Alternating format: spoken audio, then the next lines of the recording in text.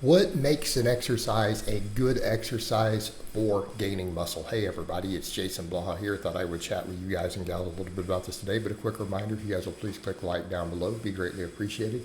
If you're not following or subscribed, please do so, and if you'll be kind enough to drop me a comment down below, it would be greatly appreciated. Thank you so much. Now, you guys will notice, unless I am specifically doing speed strength or something for conditioning or something else, or specific max effort lifts, all of my exercises that I do are geared towards gaining muscle, right?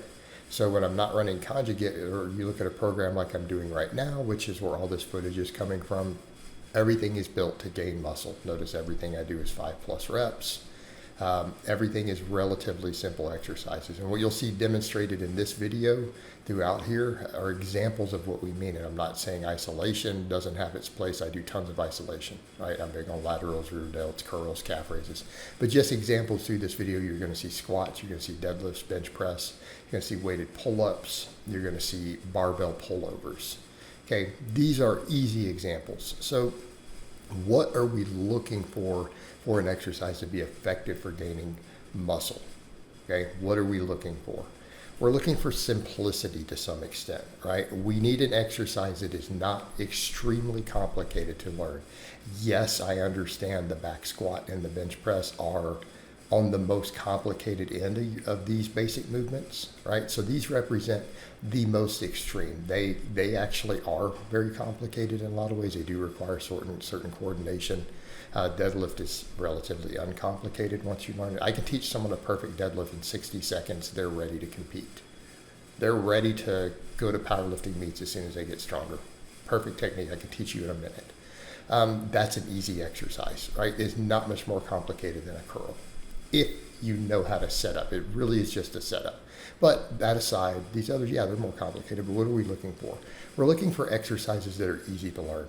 If you're having to spend for your rep work, if you're doing a 5 to 10 rep set on an exercise, or a 5 to 12, and you have to stand there and concentrate on 3 different cues for the form, it's a problem. Okay, simplicity to learn. Okay, simplicity to learn. All right, that's big on the list, number one.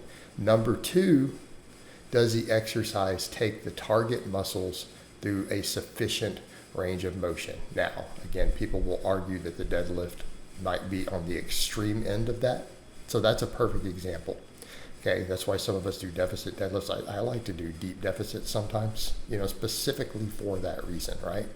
Those deeper deficits will sometimes give us a little more range of motion. But that is an example of what we're talking about. Like the deadlift takes a lot of those muscles, the glutes and other stuff through an effective range of motion, but it's near the ends of saying, hey, this is short of a range of motion as you want. So use that as a perfect example of about as extreme as you want to go. Everything else, you need to be taking the muscle through a reasonable range of motion. The muscle or muscles that you are trying to work. And we'll sometimes on the deadlift give it a little pass because so many muscles are used. And we use very large amounts of weight, and studies on the deadlift have shown it produces extremely robust hypertrophy. Okay, so again, this is not a case of hypothetical. People can argue all they want. Squats and deadlifts absolutely produce profound muscle in the lab when studied in real human beings, not people's theories. So that's a perfect example. You'll see the lab, they make you big. Okay, what else are we looking for? Ease of loading. All right, you have to have a way to correctly load the exercise. If you want to gain muscle, what are we looking for? We need the ability to progressively overload it, and that doesn't mean just reps. This is why people argue, well, you could do a push-up, you could start having people add plates to your backs, you could add this, you can add that. There's an ease of loading problem. So again, an example of why for muscle building purposes, like if your goal is to gain muscle and you have access to all these tools, it's why, say, a push-up doesn't make as much sense as a bench press or a weighted dip. Okay? Why? Well, number one, it's even harder. You have to have other special equipment to even get the range of motion on it, for one. Like you've got to be doing all dumbbells or other bars. Getting the hands in position, but the big issue, ease of loading. It's really hard to load. Okay? Same thing, people are over here trying to do whatever, some sort of donkey kickback or whatever with bands or anything with these, hip circles and stuff. You're not able to easily load this. Like, in order for an exercise to be a really good choice, a good choice for gaining muscle, you need to be able to load it easily in small increments. Like, you need to be looking at it and going, can I add 2.5 or 5 pounds to this exercise consistently?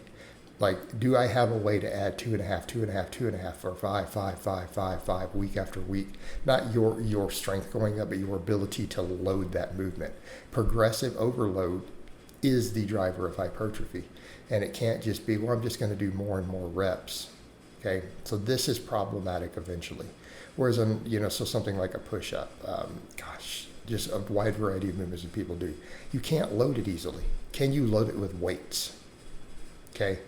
And that's a problem for some stuff. Again, this is why you're going to have limited results. Or people are like, well, I'll just go to this one arm calisthenics. That is a massive jump, and now you've changed the form. It's a different exercise. Now you're dealing with balance issues. Now you're dealing with other problems.